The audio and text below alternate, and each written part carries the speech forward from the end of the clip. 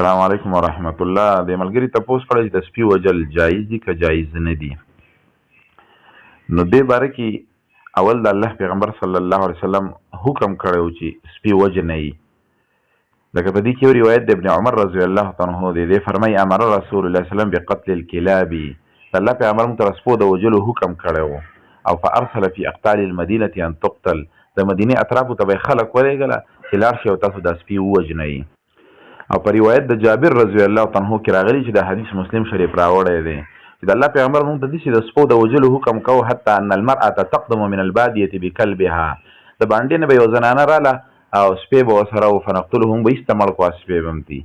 بیا د هغې نه پس د الله پیغمبر صلی الله علیه وسلم د دې نه منع وکړله. ثم نهى النبي صلی الله علیه وسلم عن قتلها. بیا د الله پیغمبر صلی الله علیه وسلم د سپو د وژلو نه منع وکړله. او په یو بل روایت کې راځي لکه عبدالله ابن مغفل د هغې راوي دی، ترمذي نقل کړی دی، ابو داود، نسایي، ابن ماجه، امام الباني رحمه الله د حدیث ته صحیح ویلی دی. او وایي چې لولا ان الکلاب امة من الامم، که دا سپی د امتونو نه یو امت نه وي نو ما به تاسو ته بیا هم حکم کولی چې دا وجنئ، خو چونکې دا ځان له یو امت دی رب العالمین پیدا کړی دی نو د دې د وجلو زه تاسو ته حکم نه در کومه. بیا د الله پیغمبر صلی الله علیه وسلم د سپو په وجلو پابندي ولګوله. صرف په دوه سپو کې بیا اجازت ورکو. لکه د جابر رضی الله عنه په هغه روایت کې راځي چې ثم نهى النبي صلی الله علیه وسلم عن قتلها. د الله پیغمبر د هغې د وجلو نه منع وکړله.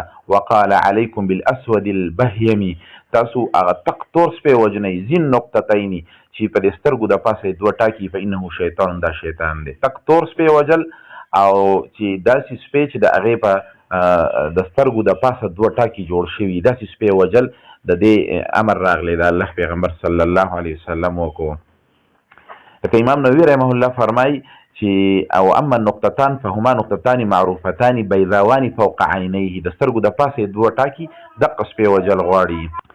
او بل د هغې سپي د وژلو حکم رالی چې هغه چیچل کوي، چې کوم سپی چیچونکی سپی دی، انسانان چیچي یا څاروي ماتوي یا بل څه چیچل کوي، نو داسې سپي د وژلو حکم راغلی دی. لکه په روایت د عایشې رضی الله تعالی عنها چې هغه بخاري او مسلم نقل کړی دی چې قال رسول الله صلی الله علیه وسلم خمس فواسق یقتلن فی الحل والحرم.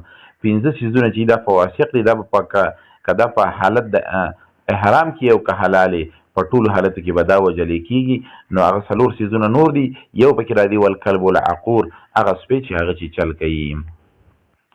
نو خلاصه د خبرې دا شو چې هغه سپی چې هغه تک توري د هغې وجل جایز دي، د هغې په حکمت به د الله او د الله رسول پوهېږي. او بل هغه سپی چې هغه چیچل کوي دا سړی وژلی شي. عام سپي چې هغه سړی د کور د ساتنې دپاره، لکه حدیث کې بل حدیث کې راځي 3 سپي چې کم دي نو دا سړی ساتلی شي، چې د الله پیغمبر صلی الله علیه وسلم د هغې استثنا ورکړې ده. الا کلب صید او کلب زرع او کلب ماشي، احکار والا سپی، ګړو بیزو ساتلو سپی یا د فصل د ساتلو ګړو بیزو ساتلو دپاره چې کوم سپی وساتلی شي، او دغه شانتي د فصل د ساتلو دپاره کوم سپی وساتلی شي، د دغې اجازه راغلی ده.